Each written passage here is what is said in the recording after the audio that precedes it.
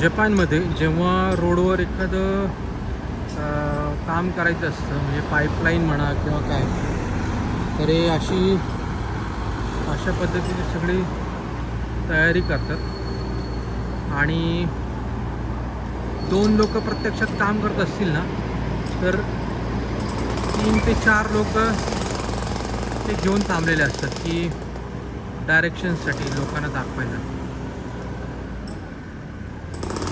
खूपच सिस्टमॅटिक पद्धतीने सगळं यांचं म्हणजे रोडचं पण काम चालतं. आणि बरोबर आता हे काम जे आहे ना, ते सगळं ते फेन्सिंग पण बरोबर लावलेलं आहे आणि बरोबर पहाटेपर्यंत हे काम चालेल आणि पहाटे म्हणजे 4 ते 5च्या दरम्यान सगळं काम उरकतील. हा जो लाईट आहे तो पण तेच आणतात, तो स्वतःच आणतात ते आणि त्याचं काम चालतं.